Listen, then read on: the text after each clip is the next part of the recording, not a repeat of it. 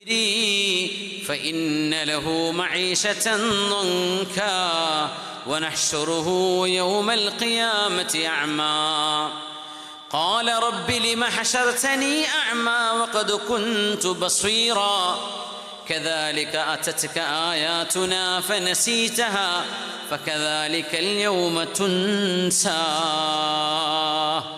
ومن أعرض عن ذكري അള്ളാഹു പറയുന്നു, എൻ്റെ സ്മരണയിൽ നിന്ന് ആരാണോ മുഖം തിരിക്കുന്നത്.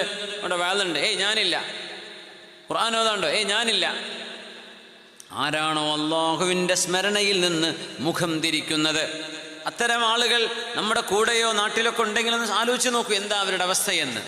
ഇപ്പം നിങ്ങളുടെ വാളിന് വന്നു, ഒരു പക്ഷേ അതിന് വരാൻ ആരോഗ്യവും വണ്ടിയും സൗകര്യമൊക്കെ ഉള്ള ആളുകൾ നമ്മുടെ കൂട്ടത്തിലുള്ള ആളുകൾ തന്നെ മടിയുണ്ടാവും.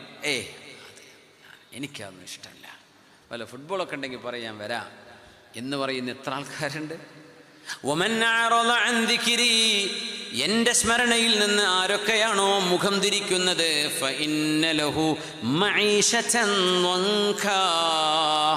അവരുടെ ജീവിതം, അവരുടെ മനസ്സ് വളരെ സങ്കുചിതമായിരിക്കും, മനസ്സ് ഇടുങ്ങിയതാണ്. മനസ്സിന് ഭയങ്കരമായ സങ്കോചമുണ്ടാകും, വിശാലതയില്ല, സന്തോഷം ഉണ്ടാവില്ല.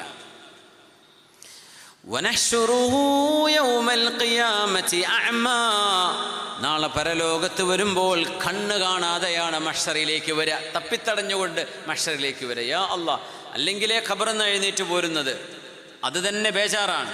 ആ നേരത്ത് കണ്ണും കൂടെ കാണില്ലെങ്കിൽ എന്താ അന്നത്തെ അവസ്ഥ.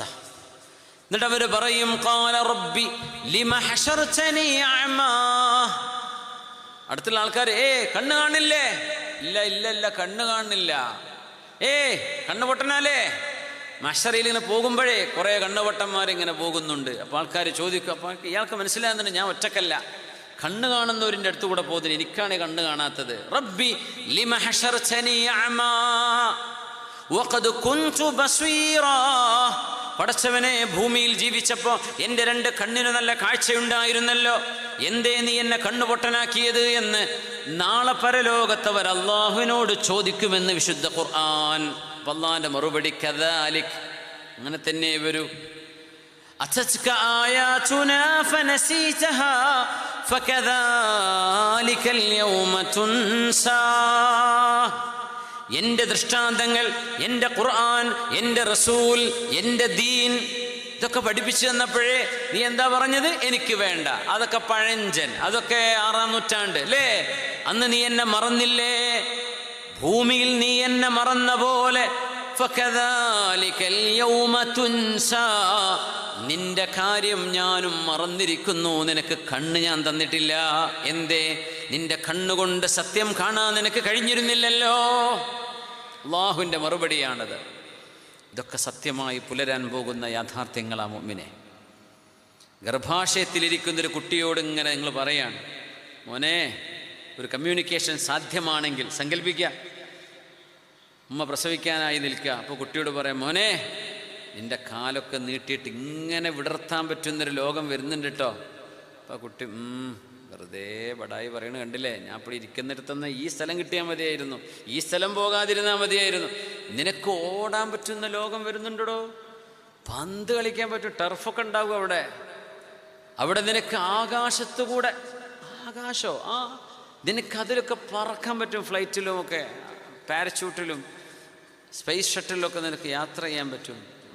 വെറുതെ പറയണെന്തിനാ? ഈ ഗർഭാശയത്തിനുള്ളിലിരിക്കുന്ന കുട്ടിക്കറിയോ ഇങ്ങനൊരു ലോകമുണ്ടെന്ന്? ഇതുപോലെയാണ് നമ്മളോട് ആഖിറത്തിൻ്റെ കഥ പറയുമ്പോൾ, എന്താ ആഖിറ, എന്താണ് ആവലുണ്ടോ ആവോ. മുനാഫിക്കുകൾ അങ്ങനെയാ ചിന്തിക്കുക. ഗർഭത്തിലിരിക്കുന്ന കുട്ടിക്ക് ഈ ദുന്യാവ് പറഞ്ഞു കൊടുത്താൽ തിരിയില്ല. അതുപോലെ നമുക്ക് ആഖിറത്തിൻ്റെ കഥ പറഞ്ഞു തരുമ്പോൾ പുണ്യനിബിതങ്ങൾ നുണ പറയാത്ത നാവ് കൊണ്ട് പറഞ്ഞെന്നു സ്വല്ലല്ലാഹു അലൈഹി വസല്ലം. വിശുദ്ധ ഖുർആനിലൂടെ പറഞ്ഞെന്നു. എന്തേ? ഇതൊക്കെ കണ്ടു പോന്നതാ നിബിതങ്ങൾ മിഅ്റാജിൻ്റെ രാവിൽ സ്വല്ലല്ലാഹു അലൈഹി വസല്ലം. ആമന്നാ വസദ്ദഖനാ, നമുക്കത് വിശ്വാസമാണ്, നമ്മളത് നെഞ്ചിനോട് ചേർത്ത് പിടിച്ചിരിക്കുകയാണ്. ഈ ലോകം ഇത് അവസാനിച്ച് ഇല്ലാതെയാവുന്നൊരു ചെറിയ ലോകമാണ്. അനന്തമായൊരു ലോകവും അനന്തമായൊരു ജീവിതവും മരണമില്ലാത്ത ഒരു ലോകവും നമ്മെ കാത്തിരിക്കുക. അതിനു വേണ്ടി ഒരുങ്ങാമെന്നവരാ നമ്മൾ. അതാണ് മുഅ്മിനീങ്ങളുടെ പ്രത്യേകത. അതുകൊണ്ട് മരിക്കുന്ന പേടി, അത് ഒരു ഘട്ടത്തിൽ നിന്ന് അടുത്ത ഘട്ടത്തിലേക്കുള്ള ഒരു മാറ്റമാണ്. ബസ്സിൽ നിന്ന് ഇറങ്ങിയിട്ട് ട്രെയിനിൽ കയറാമെന്ന് മാത്രം, അത്രയേ ഉള്ളൂ. അത് മരണം അത്രയേ ഉള്ളൂ. ബസ്സിൽ നിന്ന് ഇപ്പോൾ ഇറങ്ങിയിട്ട്, കാറിൽ നിന്ന് ഇറങ്ങിയിട്ട് ട്രെയിനിൽ കയറി, അല്ലെങ്കിൽ ട്രെയിനിൽ ഇറങ്ങിയിട്ട് ഫ്ലൈറ്റ് കയറുന്നു, കുറച്ച് സ്പീഡിൽ പോകുന്ന ഒരു യാത്രയിലേക്ക് കയറാണ്. നമ്മുടെ ദേഹി എന്ന വാഹനം അവിടെ ഇറക്കി വെച്ചിട്ട് പുതിയൊരു വാഹനത്തിൽ കയറി പോവാണ്. ഇത്രയേ മുഅ്മിനീങ്ങൾക്ക് മരണമുള്ളൂ. അല്ലാത്തവരൊക്കെ ഭയങ്കര പേടിയില്ല, മരിക്കോ എന്ന് ആലോചിച്ച് നടക്കുക. കൊറോണയിലൊക്കെ പേടിച്ചിട്ടല്ലേ മരിച്ചത്, മരിക്കോ എന്ന് പേടിച്ചിട്ടാണ് കുറേ ആൾക്കാർ മരിച്ചു പോയതെന്നാ. എന്തേ? അവർക്കൊന്നും ചിന്തിക്കാൻ പറ്റുന്നില്ല മരിക്കേ. നമുക്കോ ഏതായാലും മരിക്കും. ഒന്നുകിൽ സ്വമേധയാ മരിക്കും, അല്ലെങ്കിൽ ആരെയും പിടിച്ച് കൊല്ലും, അല്ലെങ്കിൽ എന്തെങ്കിലും ചെയ്യും. എന്തായാലും മരണം ഉറപ്പാണ്.